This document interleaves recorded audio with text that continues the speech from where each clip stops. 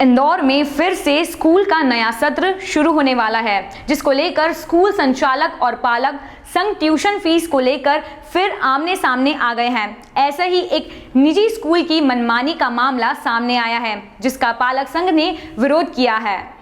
मध्य प्रदेश में मुख्यमंत्री ने पहले ही कह दिया है कि कोई भी निजी स्कूल ट्यूशन फीस के अलावा अन्य खर्च या अधिक फीस नहीं ले सकता।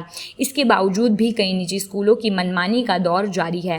इसी कड़ी में कैट रोड पर स्थित सेंट नॉर्बर्ट स्कूल में पालक संघ के विरोध प्रदर्शन के बाद एसडीएम अतुल्य सिन्हा द्वारा अधिकारियों को मौके पर पहुंचाया गया। पालक संघ से जुड़े गौरव चंद्रा का कहना है कि स्कूल के संचालकों द्वारा बच्चों के अभिभावकों के साथ अभद्र व्यवहार किया गया। उनके ऊपर एफआईआर दर्ज करानी चाहिए और स्कूल के अकाउंट विभाग का भी रिकॉर्ड चेक किया जाना चाहिए, क्योंकि अभी ये साल भर की फीस ट्यूशन फीस के नाम पर 42,000 की मांग कर रहे हैं, जबकि स्कूल की निरंतर चालू फीस ही 42,000 ली जाती है। इस हिसाब से ट्यूशन फीस क्या होना चाहिए, इसका भी निर्धारण अधिकारियों द्वारा संचालकों के साथ मिलकर किया जाना आवश्यक है, ताकि ट्यूशन फीस निश्चित हो सके। सभी पालक भाइयों के लिए उनके निवेदन पर अंदर चर्चा करने गया था।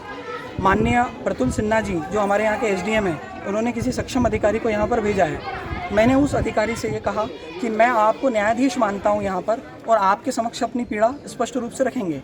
मैंने ये पाया कि फादर जो कथन कर रहे हैं उसमें वो जो कथन कह रहे हैं कि पिछले वर्ष हमने फीस माफ़ की थी, फादर ने वहाँ पर स्वीकारोक्ति दी कि मैंने ये भिक्षुक शब्द उपयोग किया।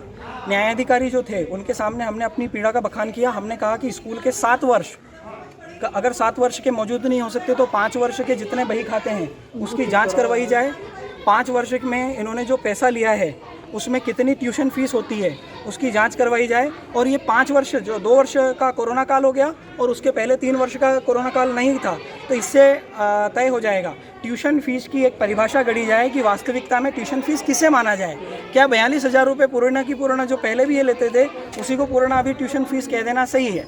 वहाँ पर एक 2 स्टार पुलिस अधिकारी भी बैठे हैं। मैंने ये पाया अपने निजी सोच में, हालांकि मैं आक्षेप नहीं करता हूँ, मैं सिर्फ ये कहना चाहता हूँ कि पुलिस का कार्य है शिकायत को दर्ज करना। यहाँ पे इतने पालक जो खड़े हैं वो काफ़ी देर से एफआईआर दर्ज करने के लिए खड़े हैं। हम बार बार निवेदन कर रहे हैं कि फादर ने जो गलत शब्द कहे उसके लिए एफआईआर दर्ज कर लें। फादर ने जिस कैमरे से रिकॉर्डिंग करवाई है अंदर, उस कैमरे को आप अपनी हिरासत में ले लें और उसके अंदर का कंटेंट अपने पास सुरक्षित रख लें, ताकि उसके साथ छेड़खानी नहीं हो। पालकों के पास यहाँ पर बहुत सारा कंटेंट है जो उनके फ़ोन में होगा। उचित समय पर जब भी माननीय न्यायाधीश महोदय न्यायालय में ये प्रकरण जाएगा तो वहाँ पर हमसे मांग की जाएगी, वहाँ पर हम ये सारा का सारा जो कंटेंट है सभी पालक दिखाएंगे। था कि अगर वो लिखित में सभी पालकों से माफ़ी मांग लेते हैं, क्योंकि किसी भी पालक ने ये नहीं कहा है कि हमने जो स्कूल को फीस दी है वो किसी भिक्षा के बदले दिया हुआ पैसा है।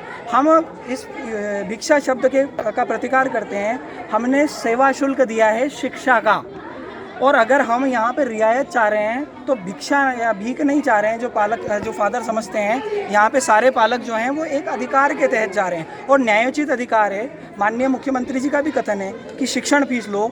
बहुत सारे स्कूल क्या कर रहे हैं उसके ऊपर अब प्रशासन को नकेल कसना पड़ेगी।